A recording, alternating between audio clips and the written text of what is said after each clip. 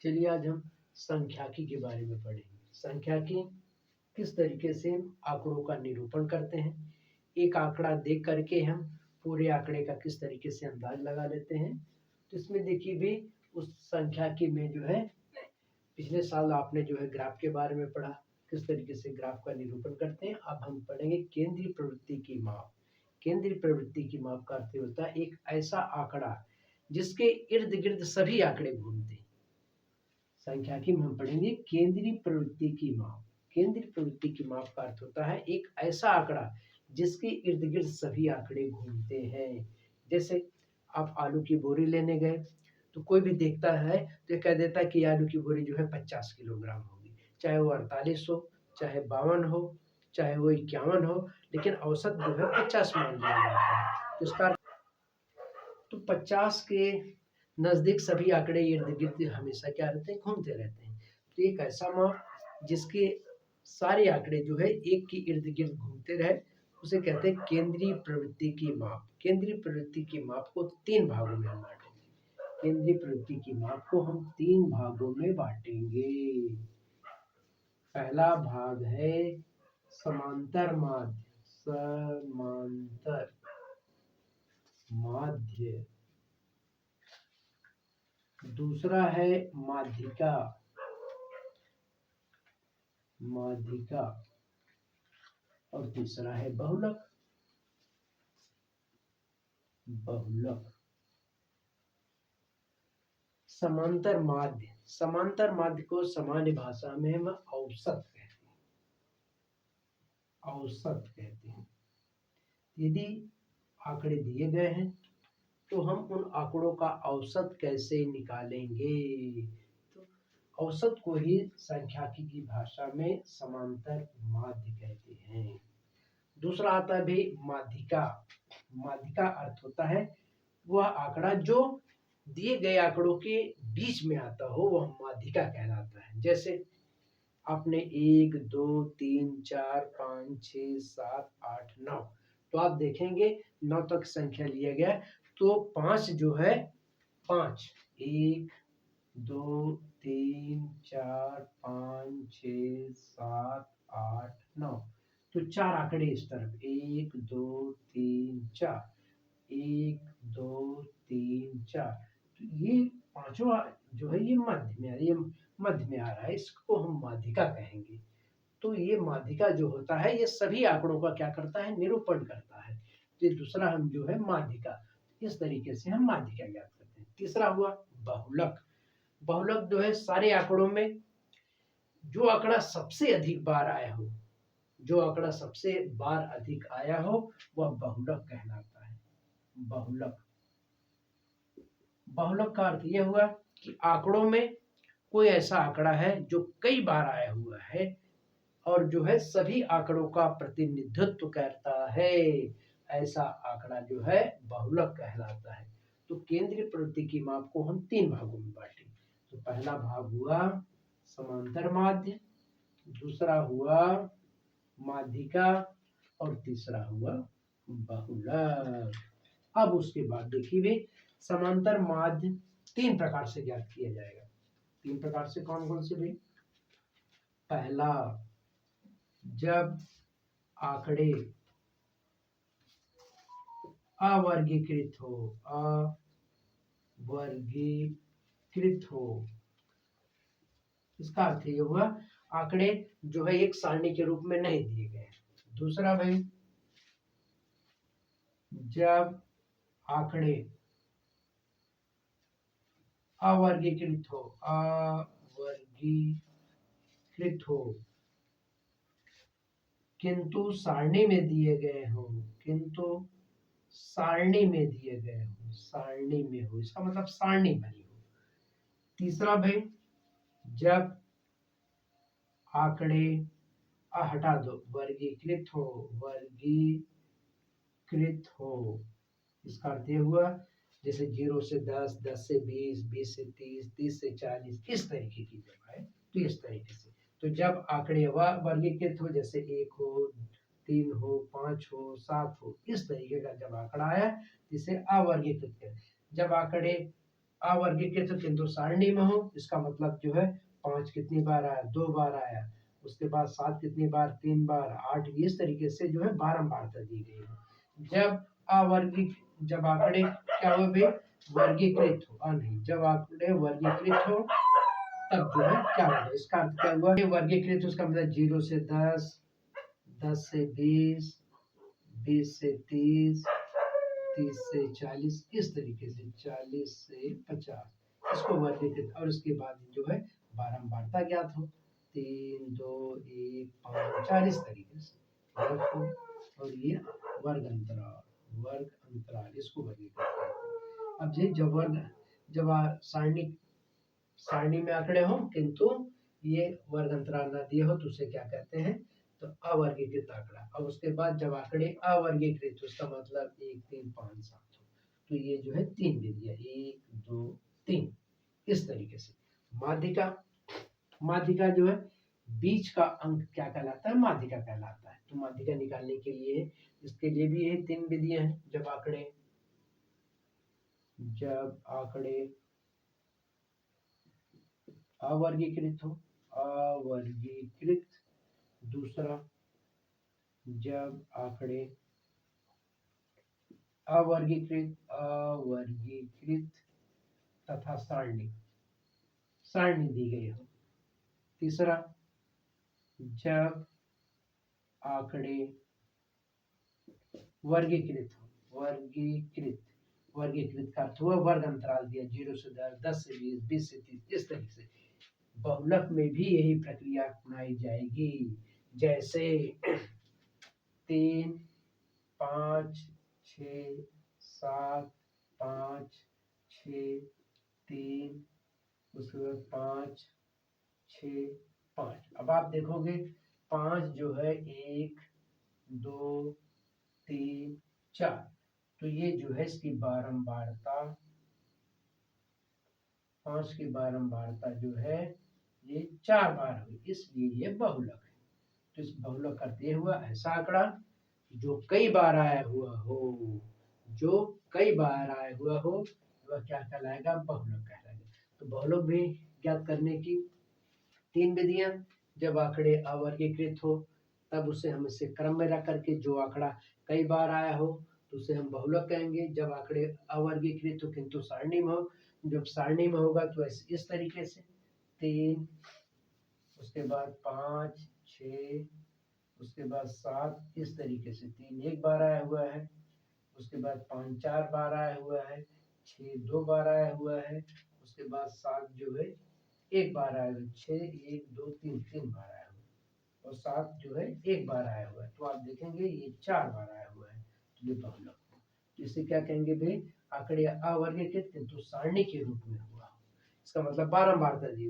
तीसरा जो है वर्ग अंतराल में दिया हो, 0 से 10, 10 से 20, 20 से 30, 30 से 40, 40 से 50, इस तरीके से हम प्रत्येक का जो है 3 भागों में आंकड़ों को बांट करके हम समांतर माध्य ज्ञात करेंगे, माध्यिका ज्ञात करेंगे, बहुलक ज्ञात करेंगे।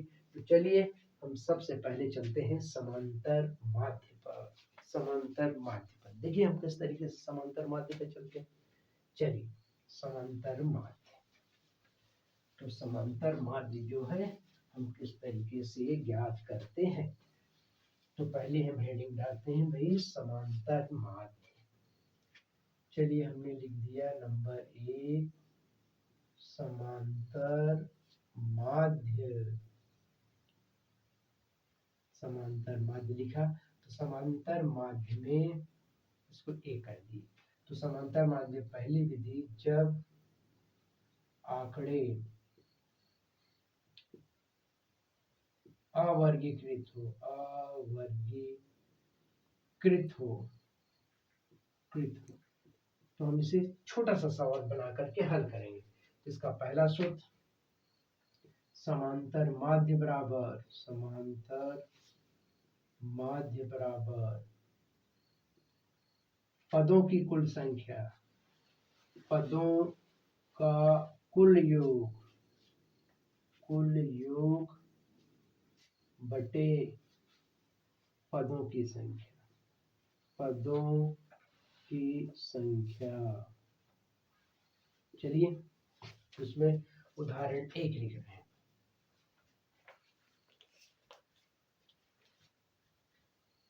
3, 5, 7, 9, 11 का समांतर माध्य होगा, समांतर माध्य होगा। चलिए भाई, अब आखिरी ये अवर्गीकृत है। अवर्गीकृत का मतलब 3, 5, 7, 9, ये किसका मतलब ये वर्ग के रूप में नहीं, यानी 0 से 10, 10 से 20 ऐसे नहीं है। तो 3, 5, 7, 9, 11 तो क्या कहते हैं, पदों का कुल योग। तो समांतर माध्य बराबर समांतर माध्य पदों का कुल योग 3, 5, 7, 9, 11 बटे 1, 2, 3, 4, 5, ये 5 हो गए। चलिए भाई, अब इसे जोड़िए। 5, 3, 8, 8, 7, 15, 15 और 15 यहाँ तक हो गया, 15 और ये हो गया 20, 15, 20 हो गया 35, 35 बटे 5, 5 सते 35, ये 7 हो गया।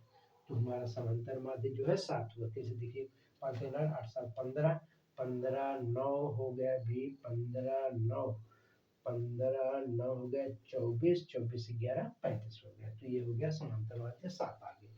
चलिए इस तरीके से इसी क्वेश्चन को देखिए हम कैसे हल करेंगे। 3, 5, 7 x, 3, 5, 7 x, उसके बाद 11 का समांतर माध्य माध्य 7 है, तो x का मान होगा। चलिए भाई, तो फार्मूला जो है लगाइए। समांतर माध्य बराबर समांतर माध्य बराबर पदों का योग, पदों का योग है 3, 5, 7 धन x धन 11। कितने पद है, 1, 2, 3, 4, 5, 5 हो गए। अब ये समांतर माध्य जो है 7 है, लिख दिए। 5, 3, 8, 8, 7, 15, 15, 21 हो गया, 15, 21, 15, 21, 15, 21 जो हो गया 26 हो गया। तो 26 धन x बटे 5 हो गया। 7, 5, 3, 8, 8, 7, 15, 15, 11 हो गए भी 26, 26 धन x, 7, 5, 35, ये हो गया 26 धन x, ये हो गया 7, 5, 35, ये 26 x, इसको घटा लेंगे तो आ गया भैया ये 9। इस तरीके से तो हमने ये 9 प्राप्त कर लिया। तो यदि बीच में यदि कोई x मान रखा या y मान रखा हो, तो इस तरीके से हम पहले फार्मूला लिख करके सभी मानों को क्रम से रख करके जो है फार्मूले में रख करके हम चाहे x हो या y हो, चाहे जो भी चर हो, इस तरीके से हम मान ज्ञात करते हैं। कब, जब आंकड़े अवर्गीकृत हो। चलिए तीसरा क्वेश्चन देखिए।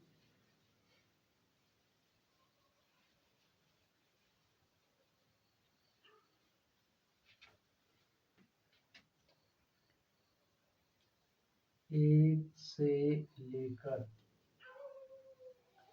5 तक की संख्याओं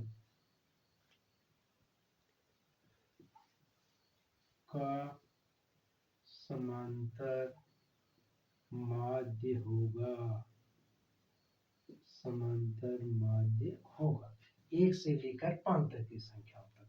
चलिए भाई, पहले फार्मूला लेते हैं। समांतर माध्य बराबर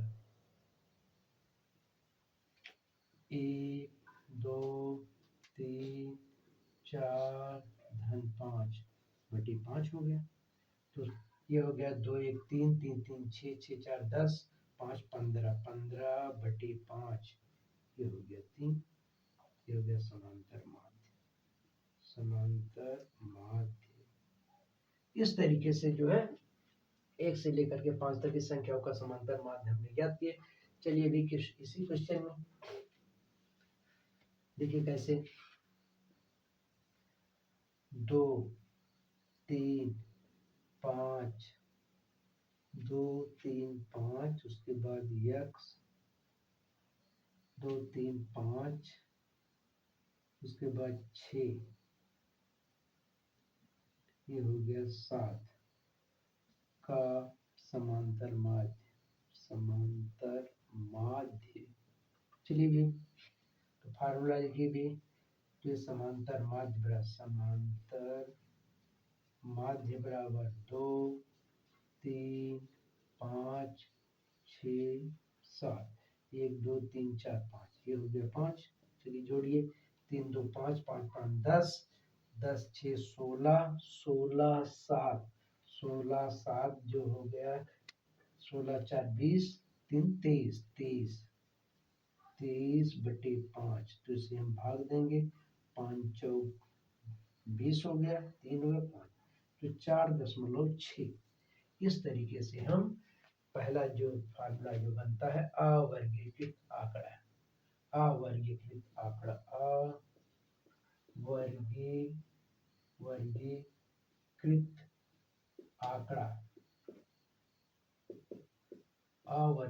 आंकड़े पे हमने जो है सवाल लगाए। ये बोर्ड की परीक्षा में 1 से लेकर के 2 अंक जो है पार्ट ए में पूछा जाता है। चलिए अब हम आते हैं जब आंकड़े अवर्गीकृत हो किंतु सारणीबद्ध हो। चलिए अब हम दूसरा नियम पढ़ने जा रहे हैं। जब आंकड़े सारणी में हो सारणी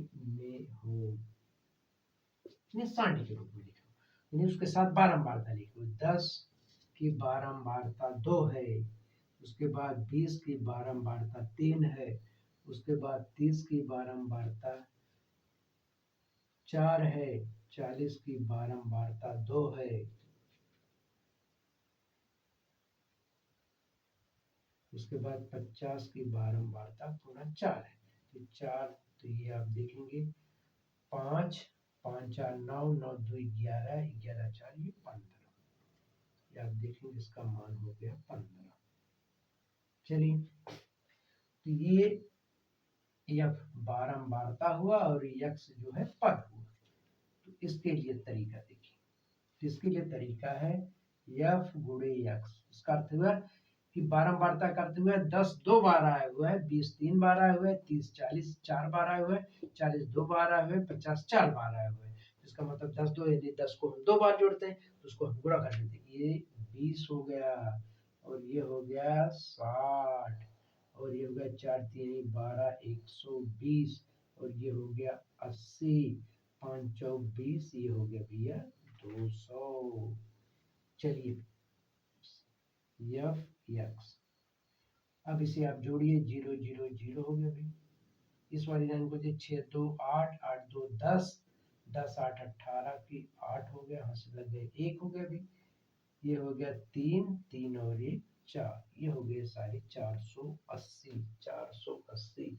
चलिए 402 320 20 फिर से 0 0 6 2 8 8 16 16 2 18 के 8 हो गया 1 2 1 3 1 4 480 हुआ। तो फार्मूला समांतर माध्य बराबर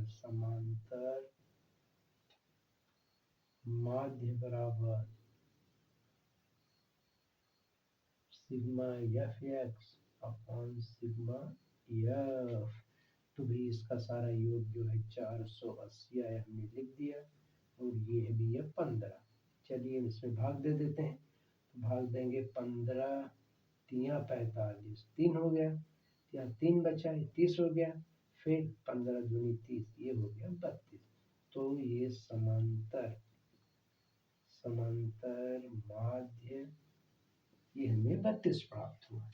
इस तरीके से चलिए अब थोड़ा सा और हम इसमें देखते हैं दूसरा आंकड़े जो सारणीबद्ध अवर्गीकृत किंतु सारणीबद्ध हो। चलिए किस तरीके से 5 2 बार जब आंकड़े अवर्गीकृत किंतु सारणी में। चलिए सारणी में कैसे देखेंगे, 5, 10, ये हो गया भाई 5, 10, 15, 20, 25। चलिए 5 एक बार आया, ये 2 बार आया, 1 बार आया, उसके बाद भी ये आ गया 3, 3 1 4, ये हो गया 4 बार, 5, 5 2 7 1 8, ये 2 बार, ये हो गया यफ, इसे हमने यक्स कह दिया। ये सारे सारणी में है। कैसे भी है, यक्स पद हो गया, ये हो गया बारंबारता, बारंबारता। चलिए यक्स यफ, 5 एक बार आया हुआ है, 10 2 बार आया हुआ है, 15 एक बार आया हुआ है, 20 4 बार, और ये 15 2 बार। तो इसे आप जोड़ेंगे, इसे ये 3 3 1 4 4 4 8 2 10 हो गया। अब ये 10 हो गया भाई। अब हम जो है नियंता ये यफ गुणे यक्स, क्योंकि हमारा फार्मूला कहता है यफ गुणे यक्स, यानी यफ कितनी बार आया हुआ है और ये पद, तो ये 5 एक कम 5 हो गया भाई। अब ये 10 दूनी ये 20 हो गया, 15 एक कम भाई ये 15 हो गया, 20 चौक 80 हो गया, और ये हो गया 50। तो आप जोड़ेंगे 5 5 10, 5 5 10, ये 0 हासिल हो गया। उसके बाद 2 1 3, 8 3 11, 11 5 16 1 17।